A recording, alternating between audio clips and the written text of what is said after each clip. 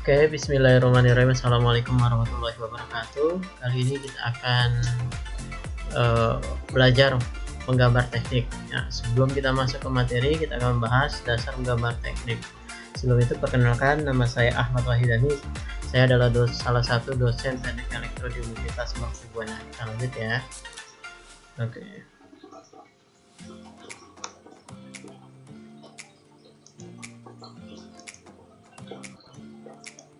Oke, pengantar menggambar teknik.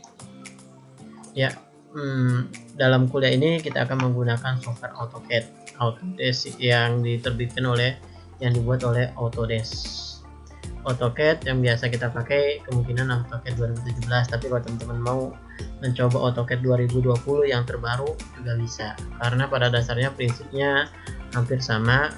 Nah, makanya nanti kita akan coba menggambar teknik kita pakai AutoCAD dengan perintah command line ya, jadi dengan perintah ketik, bukan pakai toolbar, karena kalau perintah ketik kita mau menggunakan AutoCAD versi berapapun kita bisa.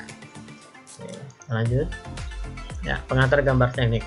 Gambar teknik adalah rancangan gambar yang ditampilkan dalam satu atau beberapa pandangan sesuai fungsi dan tujuannya dengan mengikuti standar yang berlaku.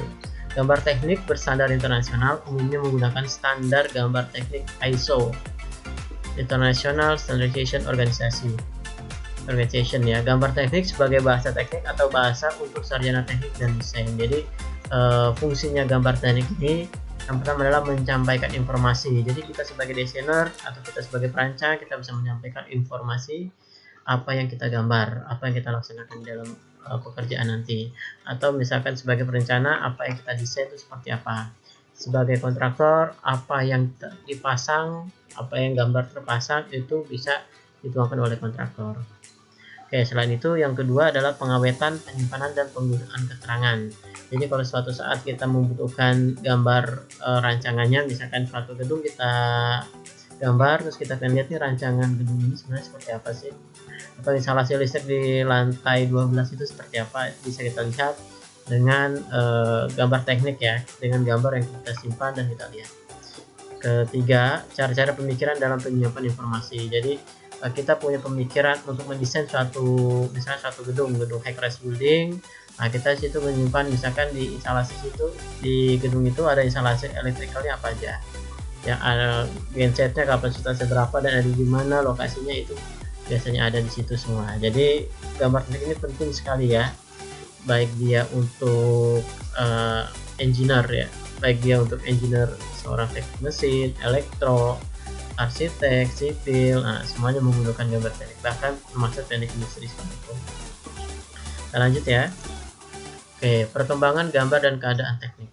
Awal permulaan industri, perencana dan pembuat merupakan orang yang sama. Jadi dulu itu dia perencana dan dia pembuat merupakan orang yang sama, atau kalau sekarang ini sebagai ice ya, kalau sekarang itu sebagai dia kontraktor, dia juga sekaligus perencana ya, sehingga gambar hanya berarti sebagai alat berpikir dan merupakan gambar konsep, karena itu aturan-aturan gambar tidak dibutuhkan. Di era industri yang makin berkembang, perencana dan pembuat merupakan orang yang berbeda. Jadi ada konsultan, ada kontraktor. Konsultan khusus untuk merancang gambar yang akan dibuat, atau misalkan dia akan merancang, kalau dia sebagai konsultan ME, dia akan merancang instalasi ME di suatu gedung. Kalau misalkan dia konsultan di pabrik, dia akan merancang bagaimana tools yang akan dibuat itu.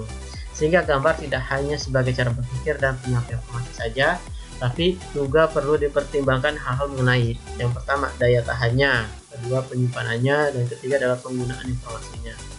Fungsi dan standar gambar teknik mengacu pada ukuran industri, ketergantungan pada orang lain, cara-cara produksi, cara-cara reproduksi, ya, mesin gambar, instrumentasi, dan sebagainya sesuai dengan keadaan teknik.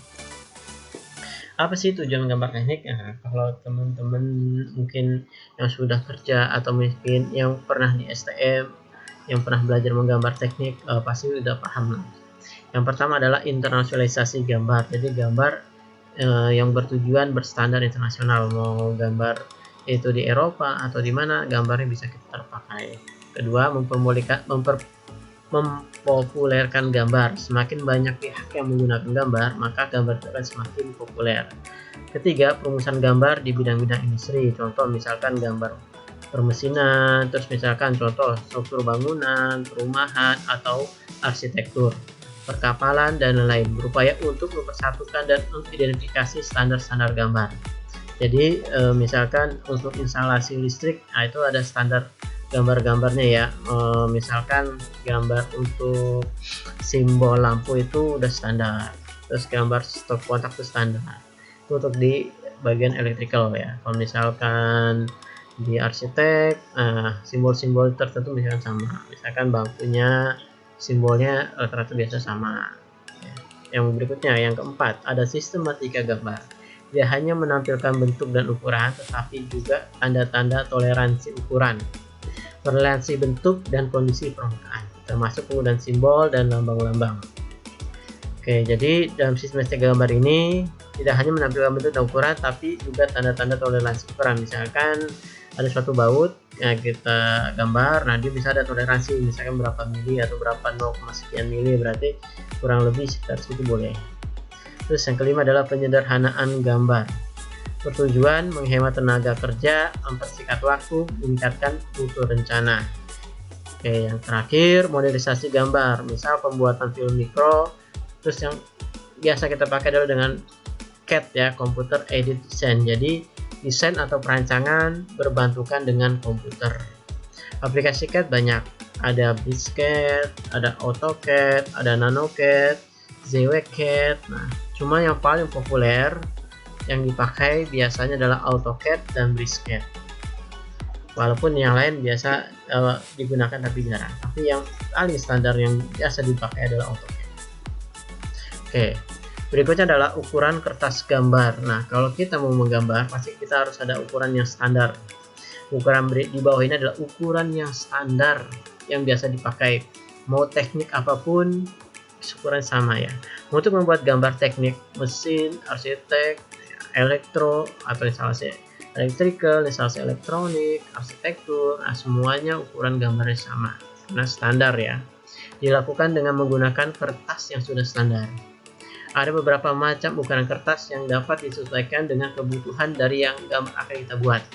Nah, berikut ini tabel 1 ini merupakan standar gambar standar ukuran kertas. Contoh misalkan A0 dengan lebarnya 841 dengan panjang 1149. A1 adalah setengah panjangnya dari A0 ya, setengah panjang dari A0, dan lebarnya dan panjangnya adalah sama dengan lebarnya A0. Begitu juga dengan A2. Lebar A2 adalah setengah dari panjang A1. Dan panjangnya A2 adalah lebarnya A1. Jadi kira-kira seperti itu ya. A2 itu ukurannya setengahnya dari A1. A1 ukurannya setengahnya dari A0. Berikut sampai ke bawah ya, sampai ke A6. Kalian bisa lihat di tabel ini, nah kurang lebih seperti itu ya ukuran standar gambar. Nah, tepi kirinya ini maksudnya spasi tepi kiri biasanya 20 dan tepi kanannya 10, dan untuk yang kertas yang di bawah A4 itu adalah 5. Oke, dalam penggunaan kertas gambar, untuk membuat gambar kerja tidak bisa dilakukan dengan secara sembarangan, harus dibuat sesuai dengan aturan yang ditetapkan. Untuk kertas gambar ada A3, A2, A1, dan A0. Itu bisa kita sesuaikan dengan keperluannya. Kedudukan kertasnya adalah yang pertama ada yang datar atau disebut landscape, lebar pada arah tegak, mendatar, dan panjang pada arah datar. Lebar pada arah tegak dan panjang pada arah datar. Seperti terlihat di gambar di bawah, nanti kita lihat gambarnya. Sedangkan untuk ukuran kertas A4, A5, dan A6. Jadi kedudukan gambar adalah tegak, lebar pada arah datar, dan panjang pada arah tegak. Jadi kalau A0, A1, A2, dan 3 biasanya kita pakai landscape. Tapi untuk ukuran A4, A5, A6 biasanya adalah portrait. Nah, ini contohnya. Kita lihat. Contoh gambarnya nggak ada. Ada kalanya karena sesuatu hal pada penggambaran teknik tidak bisa digambarkan sesuai dengan ukuran yang sebenarnya. Jadi misalkan nggak mungkin kita gambar instalasi electrical ya, atau kita gambar gedung itu sesuai dengan ukuran yang sebenarnya, karena kertasnya nggak akan muat. Karena misalnya benda yang digambar yang terlalu kecil, atau misalnya kita gambar baut ya, gambar baut atau gambar komponen, nggak mungkin kita gambar sesuai dengan ukurannya, nanti nggak kelihatan detailnya. Sehingga bila digambar sesuai dengan kenyataan yang sebenarnya, tukang yang mengerjakan atau pekerja yang mengerjakan atau kontraktor yang mengerjakan tidak bisa melihat dengan jelas. Dikhawatirkan rusak, atau sebaliknya benda yang digambar terlalu besar sehingga tidak akan terlalu banyak memakan kertas dan tidak efisien. Ya nggak mungkin misalkan kita gambar gedung ya, gedung lantai dengan ukuran gambar 1:1, ya nggak mungkin. Masa kita gambar sebesar gedung itu. Maka drafter atau disebut juga tukang gambar dapat memperbesar atau memperkecil gambar yang akan dibuat dengan menggunakan skala. Oke, ukuran kertas gambar. Besar kecilnya skala mempengaruhi efisien kerja dan faktor ekonomis.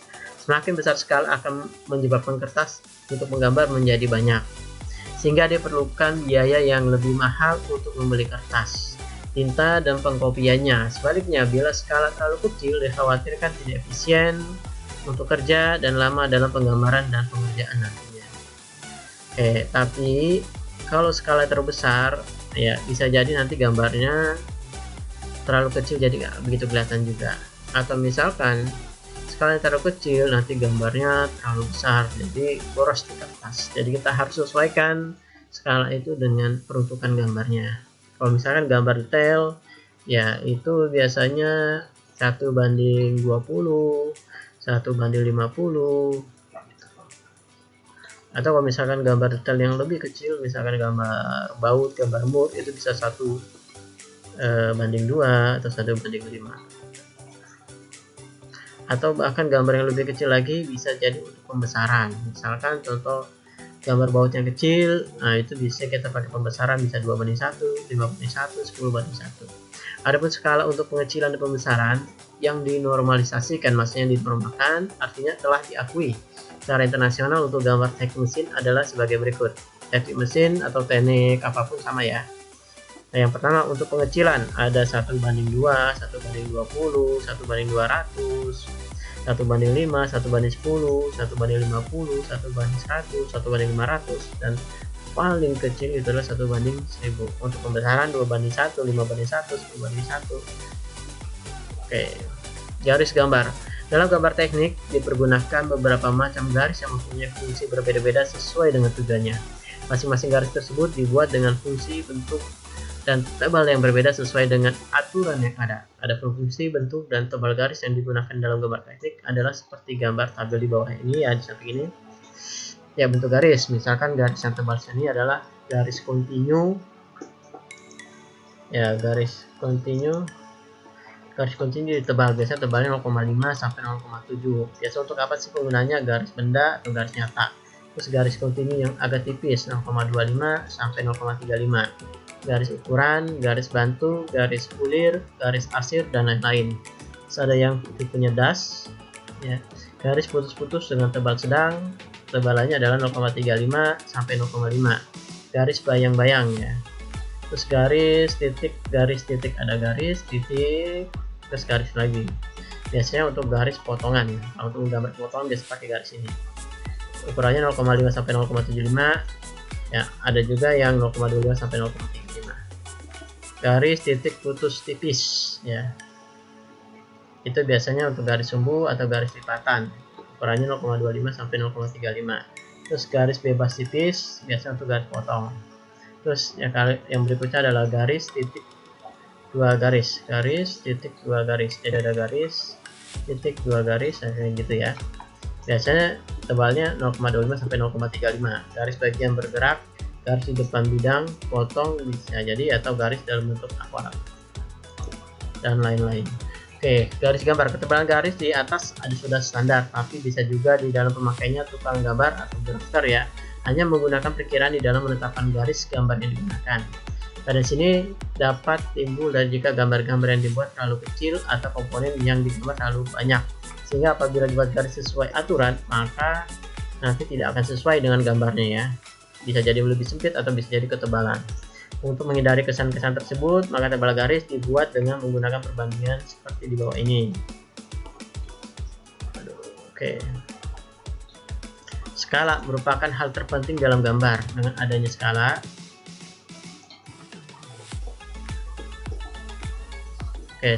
skala merupakan hal terpenting dalam gambar. Dengan adanya skala, kita dapat mengetahui ukurannya sebenarnya secara tepat.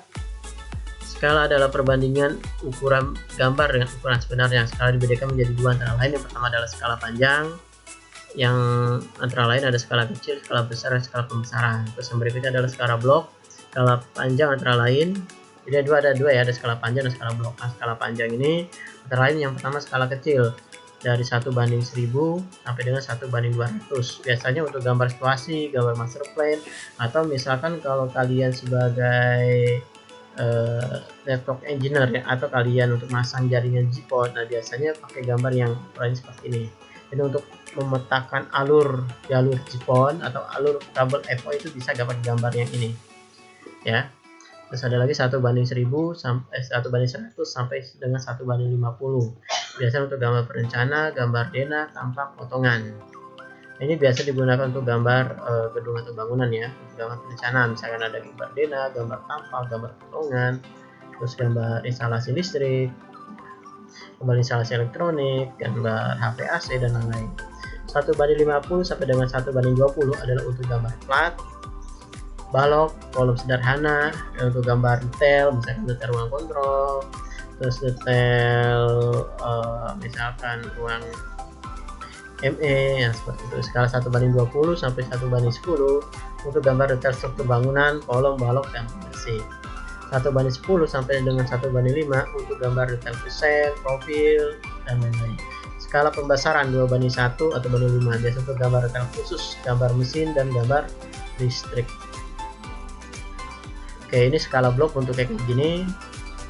Skala blok biasanya digunakan pada gambar peta atau situasi. Penggunaan skala sangatlah penting dalam penggambaran. Berikut kesimpulan dari penggunaan skala. Yang pertama, skala adalah perbandingan antara ukuran gambar dengan ukuran yang sebenarnya. Jadi, perbandingan antara ukuran gambar dengan sebenarnya misalkan 1:25. Ukuran di gambar itu 1. Nah, kalau gambar sebenarnya adalah 25, berarti 25 kali dari ukuran gambar. Skala dinotatkan dengan perbandingan angka dan persentase. Semakin besar angka perbandingan, semakin kecil ketelitian. Kesalahan akan semakin besar. Sebaliknya, semakin kecil angka perbandingan gambar, semakin besar ketelitian, semakin besar, dan kesalahan semakin berkurang. Oke, sampai sini ada pertanyaan? Kalau tidak, kita akan lanjutkan ke materi berikutnya. Sampai jumpa. Wassalamualaikum warahmatullahi wabarakatuh.